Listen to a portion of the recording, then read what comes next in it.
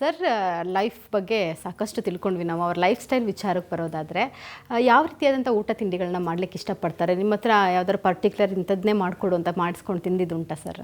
ಅವರು ಯೂಶ್ವಲಿ ಇದು ನಮ್ಮದು ಜೋಳದ ರೊಟ್ಟಿ, ಕಾಳು, ಸೊಪ್ಪು, ತರಕಾರಿ ಈ ಥರ ಬೆಳಗ್ಗೆ ಊಟ ಮಾಡೋದು. ಯೂಶ್ವಲಿ ಬ್ರೇಕ್ಫಾಸ್ಟ್ ಈ ನಡುವೆ ಅವಾಯ್ಡ್ ಮಾಡ್ತಾ ಇದ್ದಾರೆ.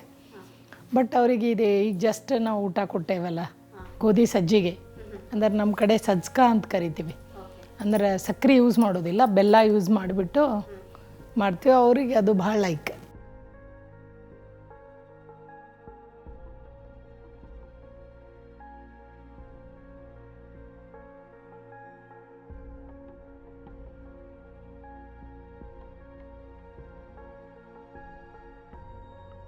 ಸೊ ಸರ್, ಅಮ್ಮ ಮಾಡ್ತಿದ್ದು ಯಾವ್ದಾದ್ರು ಒಂದು ಐಟಮ್ನ ನೀವು ಈಗಲೂ ಮಿಸ್ ಮಾಡ್ಕೊತೀರಾ? ಆ ಥರ ನೀನು ಮಾಡ್ಕೊಡಂತ ಕೇಳಿ ಮಾಡಿಸ್ಕೊಂಡಿರೋದು ಉಂಟಾ ಸರ್ ಮೇಡಮ್ ಹತ್ರ?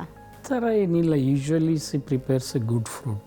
ಅವಳು ಮಾಡೋದು ಮನಸ್ಸು ಕೊಟ್ಟು ಮಾಡಿದರೆ, ಈಗ ಮಾಡೋದು ಕಡಿಮೆ ಮಾಡಿದ್ದಾರೆ. ಮೊದಲೆಲ್ಲ ಅವಳೇ ಮಾಡ್ತಿದ್ರು ಎಲ್ಲ. ಇಲ್ಲಿವರೆಗೆ ಶಾಂತಿನಗರ್ ಮನೆಯಲ್ಲಿದ್ವಿ, ಅಲ್ಲಿ 21 ವರ್ಷ ಇದ್ವಿ ನಾವು ಹೆಚ್ಚು ಕಡಿಮೆ. ಅವಳೇ ಫುಡ್ ಮಾಡ್ತಿದ್ರು. ಏನು ಚೆನ್ನಾಗಿ ಮಾಡ್ತಾರೆ ಮೇಡಮ್?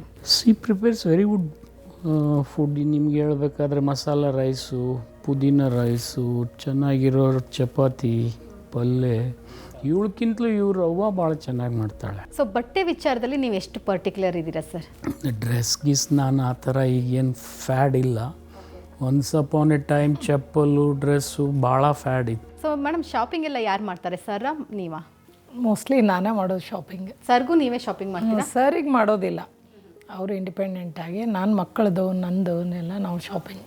ಸರ್ ಕೊಡಿಸಿದ ಮೊದಲೇ ಗಿಫ್ಟ್ ಯಾವುದು ಮೇಡಮ್, ನೆನಪಿದೆಯಾ ನಿಮಗೆ? ನಿಮ್ಮ ಹತ್ರ ಇದೆಯಾ ಈಗಲೂ?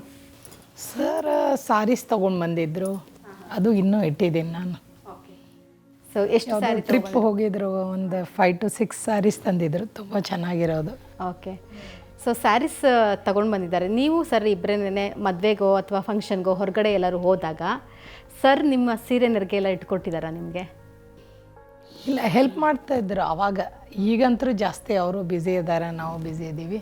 ಮೇಡಮ್ನ ನೀವು ಪ್ರೀತಿ ಹೆಚ್ಚಾದಾಗ ಪ್ರೀತಿಯಿಂದ ಏನಂತ ಕರಿತೀರಾ? ಏನಿಲ್ಲ, ನಮ್ಮ ಭಾಗ್ಯನೇ ಅಂತೀನಿ ನಾನು.